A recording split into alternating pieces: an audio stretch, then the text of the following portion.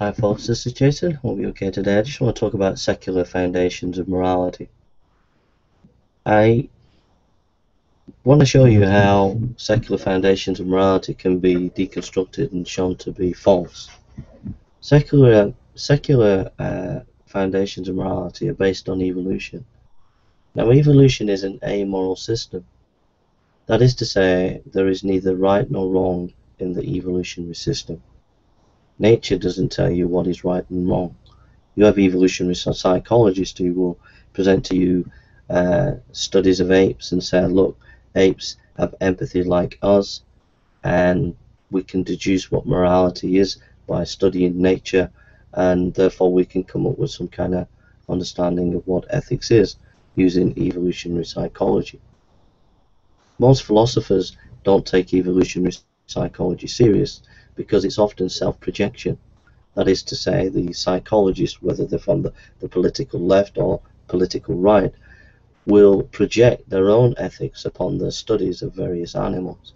And so what you find is often political organizations and groups, to suit their own particular agenda, will take evolutionary psychology and apply it in order to push forward a political agenda that it wants to push forward.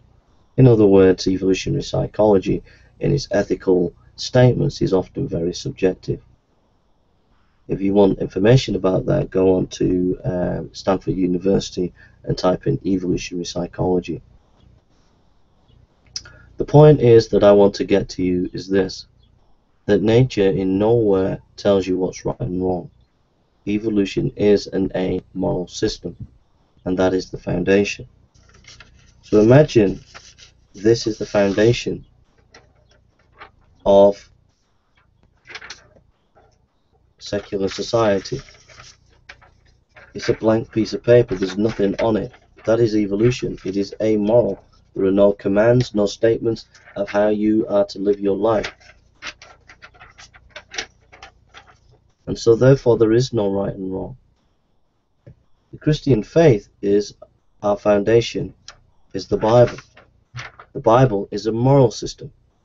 And that's because Christianity sees itself in the context of the universe as a moral universe where we are accountable to God.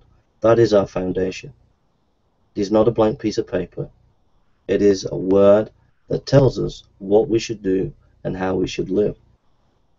So if your foundation is amoral, you're on a bad foundation and will only end in disaster. If your foundation is moral and it is the right morality, then your foundation is on a good, solid, your morality is on a good foundation. Now, there are caveats to that and critiques. Secularists will come forward and say, well, what about Old Testament passages where there are murders and battles and wars where people are killed? How do you account for that in your so-called moral system? And there are a few points to that. Number one, exegesis. These people never really exegete the passage, so what passages are you talking about? Number two, even if you do exegete the passage, look at the historical context. In the historical context of those Old Testament passages, it's in the context of Israel as a nation, and that doesn't apply today. Number three, how can you judge the system of the Bible with an amoral system? Number four, God is in his rights if he wants to judge a nation and to take out a nation. So those are some of the things about the Old Testament, but at the end of the day, the Old Testament is part of a larger story, the New Testament.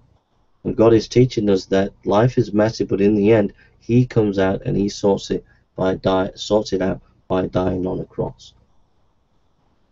Ultimately, God deals with it by giving himself as a sacrifice for the world. Now over to the secularist. We have to put some tough questions to them. So you put your question to the Old Testament, but it's interesting to note that you don't deal with the major issue of Christianity, which is Jesus Christ. As for yourself, You have to deal with the thought that you have an amoral system, and no way can you justify it. Now you will try to justify it like this.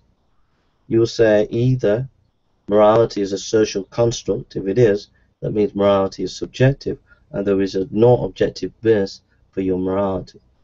Number two, you might say we can deduce an objective base because we can look at morality seeing as if it harms something and well-being.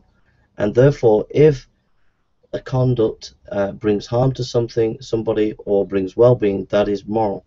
And that is something we can objectively quantify, and therefore we can come up with some objective base.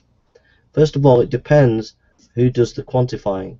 It depends who says what is harmful and what is not.